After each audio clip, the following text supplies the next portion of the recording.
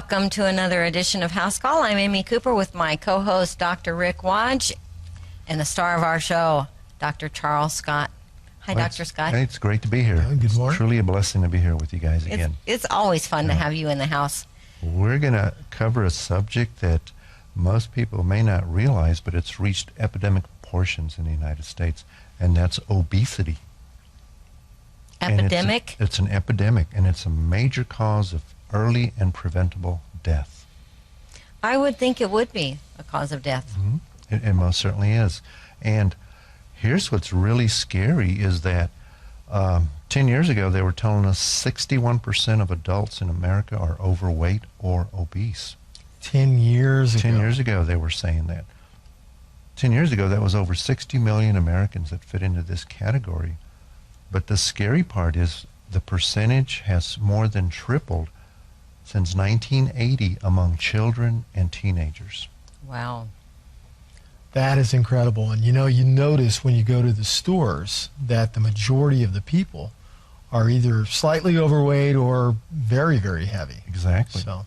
And the children are worse. We were sitting in a restaurant the other day, and there were about 6 people in the family, and all of them were overweight. And this one boy, I estimated, he must have been around 12 or 13 years old, and he was so overweight. He was literally waddling. Why has this happened? Because of our food supply. The food that we put in our mouth is just tainted with so many chemicals that it's throwing off a little part in the brain known as the hypothalamus. Well, the hypothalamus controls appetite. It controls what we call satiety.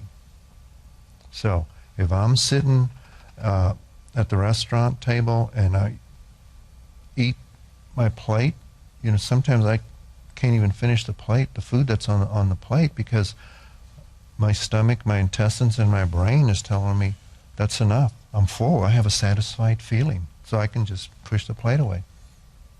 But if the hypothalamus is dysfunctional, that signal never gets transmitted. So that person can sit there and they can eat 2 or 3 plates and they don't feel full. They don't feel satisfied. Have you ever seen somebody at the buffet, at these buffets, and they'll go back 3 and 4 times with food piled this high on their plate?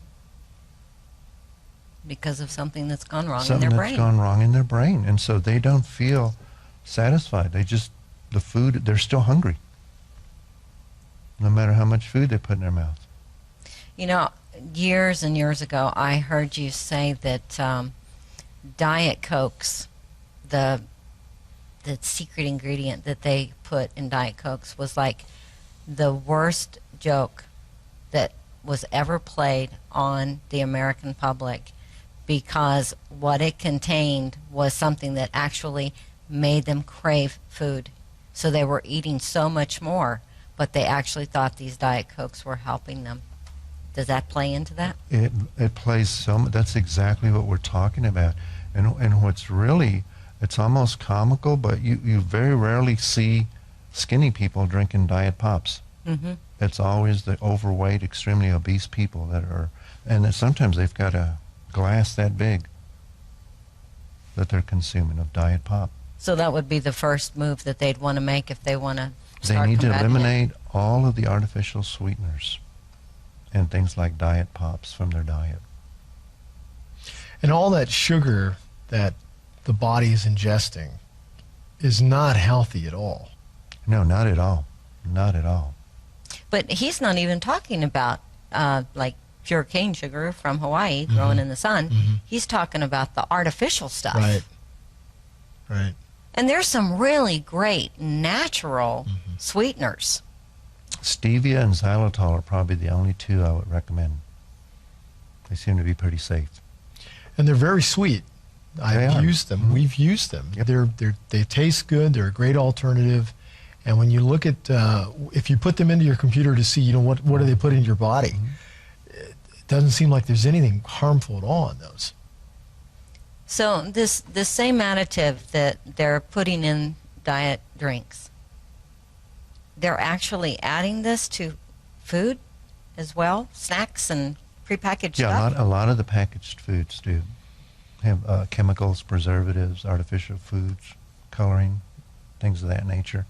And see, this evidence was out back in the 1970s. The study was done, and they took a group of baboons, and they literally fed them monosodium glutamates and aspartic acid, aspartamate, which is in NutraSweet.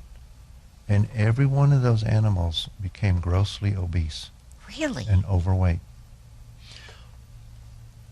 They didn't think that would transfer into the way humans eat as well? I mean, obviously they didn't it has. care. They were going to process and sell. This is a chemical company that wants to sell millions and millions of dollars worth of this product. And so they went ahead and killed the animals and then dissected them and examined to see what results that sweetener had on them. And it destroyed the hypothalamus in the brain that controls the satiety center. It actually destroyed Yeah, they could see it when they look at it under the microscope.